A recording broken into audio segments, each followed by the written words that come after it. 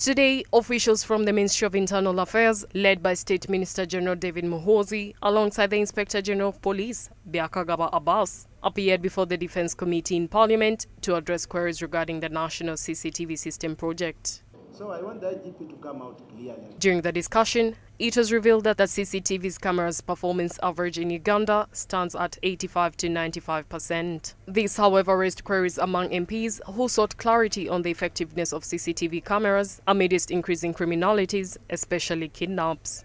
It makes me raise a question whether the performance actually is 85 to 95 as you state, if a person can be kidnapped by unknown people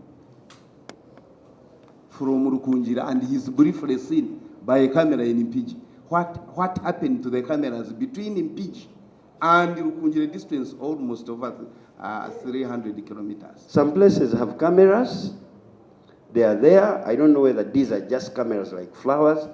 And the spokesperson of police or whoever is supposed to respond says, we do not have because our cameras are not showing us. Which plan do you have in place to protect this data which is actually captured by our cameras? Addressing the concerns, State Minister Muhoozi said they are doing their best to tabulate coverage of CCTV cameras for system to give required results. I think we need to tabulate the coverage and see which sub-county in the planned model is covered and which is not within the CCTV grid. The police force's accounting officer, Wunyi Agre, highlighted the request for additional funding to address the gaps left in phases 1 and 2 of the CCTV project, particularly in urban areas, along highways and in emerging municipalities. He also emphasized the need for over 200 billion to successfully implement phase 3. We are still under design and the budget solicitation,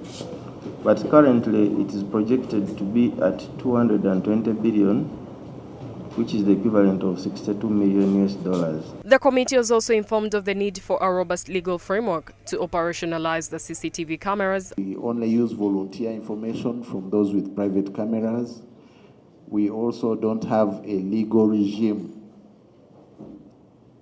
that governs the private cameras and how they can input into the national grid of cameras. In response to claims that the public has been accessing CCTV footage for a fee from the command center in Naguru, General Muhoozi described it as unacceptable, stating that it violates the code of conduct for officers. Because this is the information which ideally even should be governed by the laws of the country. You don't just give it out even before we come to pay. Why should someone private?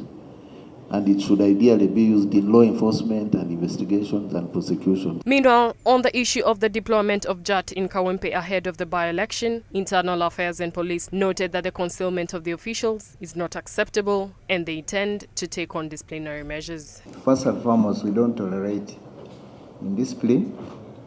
And as the Honorable Minister has mentioned, we have standard operating procedures. We don't take any indiscipline lightly. Whatever happened contravening the laws is regrettable, and the action you have also mentioned, the processes are already going on, and we shall not favor anybody, and the law will take its course. It's not acceptable. If you are enforcing the law, you must be properly identified.